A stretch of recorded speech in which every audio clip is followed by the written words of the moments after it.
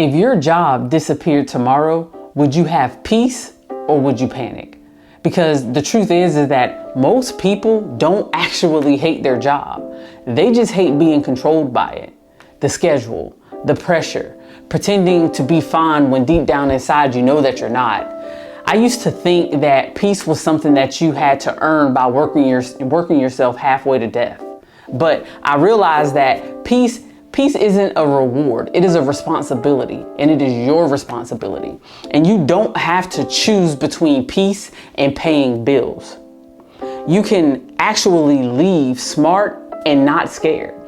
So today, I'm walking you through my exact 6-month peace plan that I built when I realized that I couldn't keep trading my peace for a paycheck.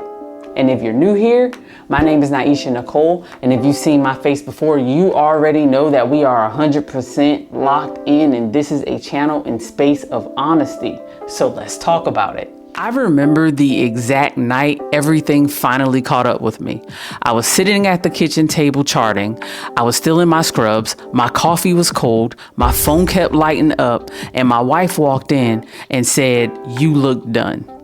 And in that moment, I laughed. I tried to shrug it off, but deep down inside, I was truly done. She sat down across from me and she said, "You can't keep living like this. We can't keep living like this." And in that moment, I paused. I kind of sat back in the chair and I said to her, "I know, but I don't know how to stop." Because I didn't know how to stop.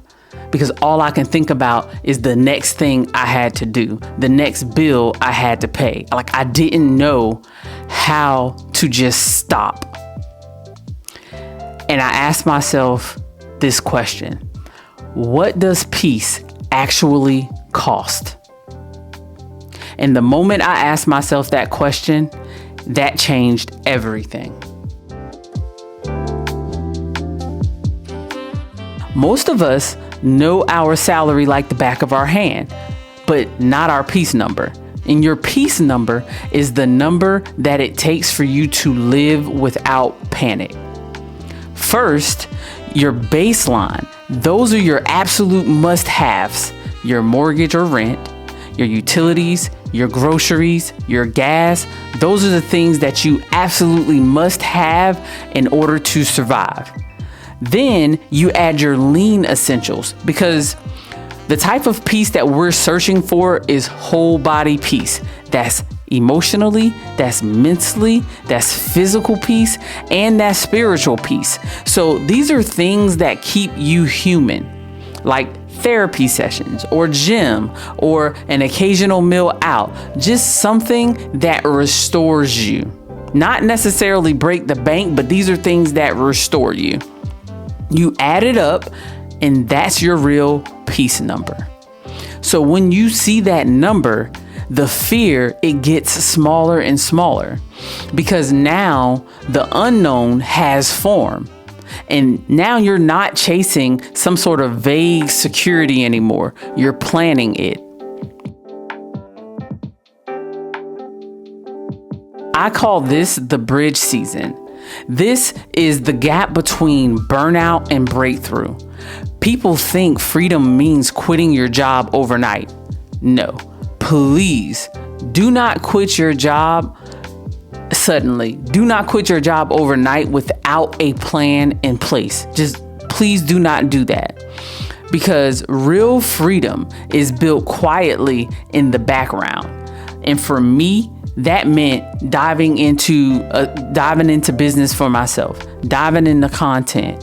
That meant me putting in applications to other places before quitting my job that aligned more with my values and the things that I wanted. That's what that meant for me. But for you, it may be, if you are a nurse, it may be working PRN at a couple places.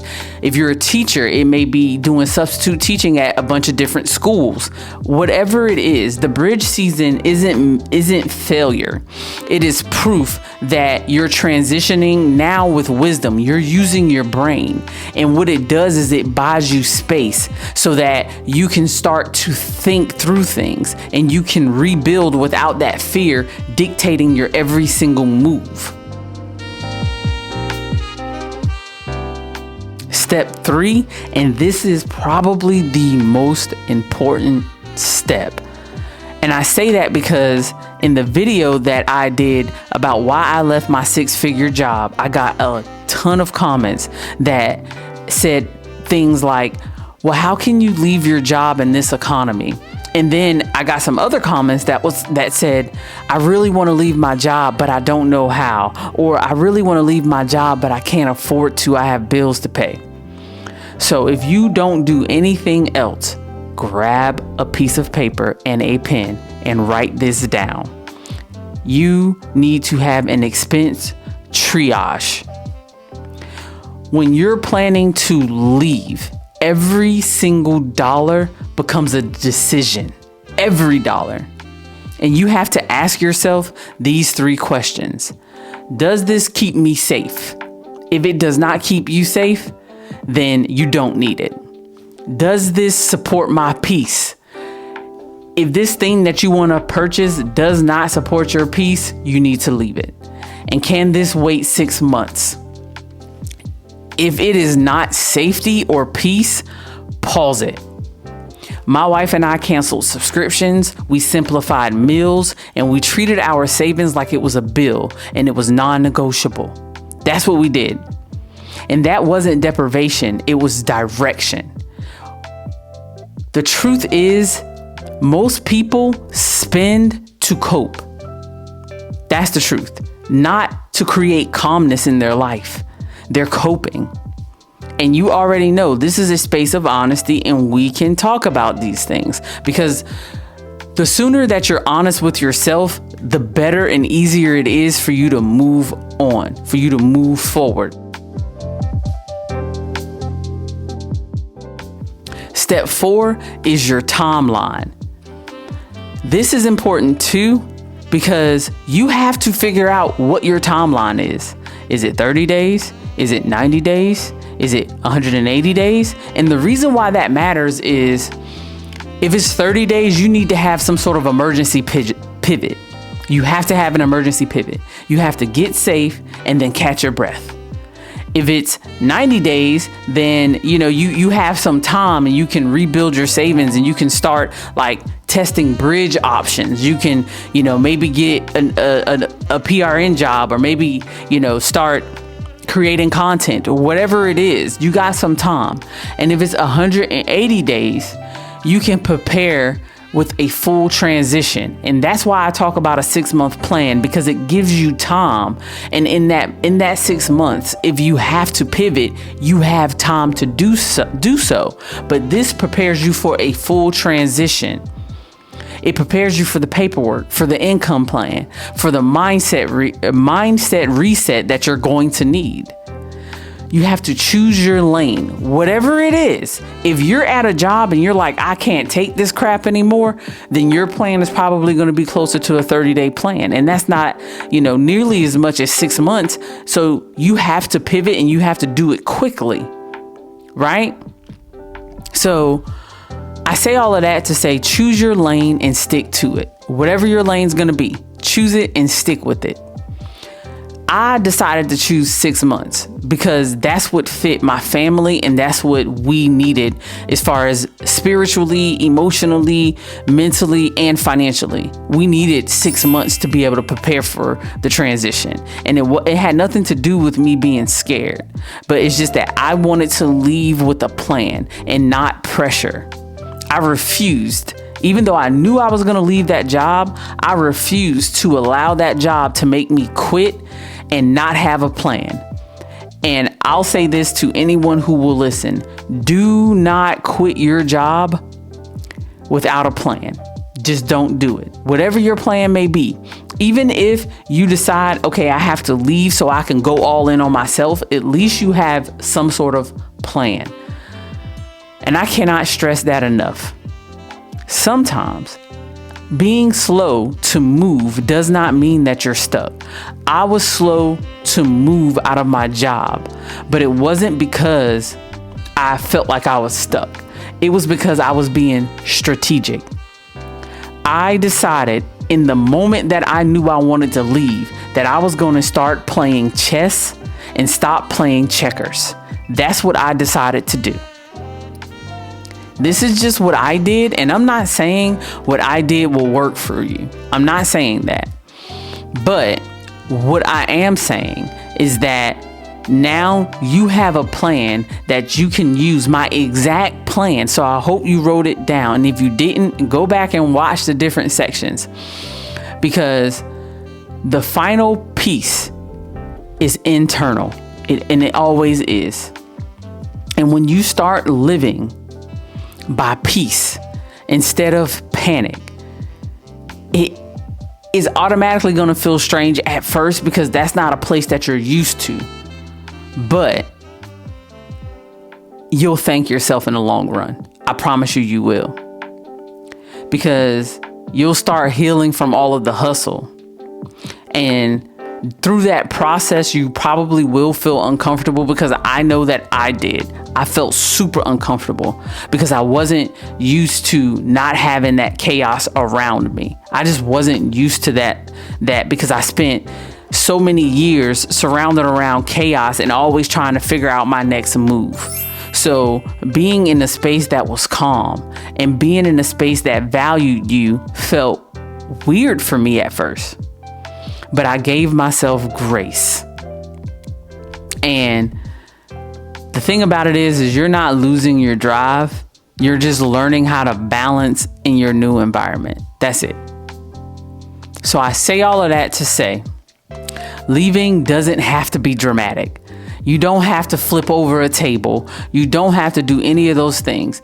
Leaving can be deliberate. I knew that I was going to leave my job for probably about 8 to 9 months before I actually even started making my 6-month plan. Because peace isn't passive. It should be planned. It has to be planned. So my challenge to you is to sit down. And these are for the people that want to leave their job, that feel like whatever their place of work is awful. I want you to sit down and I want you to figure out your peace number. And once you figure out your peace number, I want you to outline whether you can only last for 30 more days or 90 days or 180 days. Figure out your timeline. And more importantly, be open and be honest with the person that you share your life with, because your decision is going to affect them just as much as it will affect you. You have to bring them into the conversation early. That's what I would recommend. Bringing them into the conversation early, because peace multiplies when it's shared. It truly is. And your transition is a whole lot easier when you share it with the person that you love. So I want you to drop in the comments for me. I want you to drop what's your peace timeline. Let me know what your peace timeline is. And if this helped you breathe at least a little bit easier, I want you to send this to someone that needs to hear it. Send this to someone that was sitting exactly where I was about 8 or 9 months ago, in a job that they just didn't want. In a job where everything just seemed so gloomy and so dark.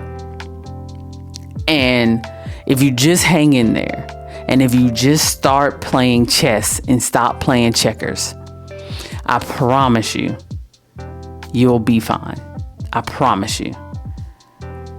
You're not behind. You just have to play the game through a different lens. That's all. So I appreciate you guys so much, and I appreciate all of the comments that I got from that video. And if you haven't had a chance, go check out that video I did on why I left my 6-figure nurse practitioner job. And again, I hope this addressed the bulk of the comments.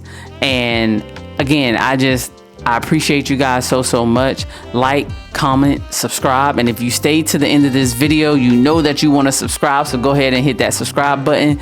Turn on the notifications so you know when I post another video. I appreciate you guys. My name is Naisha Nicole. I'll see you in the next video. Peace.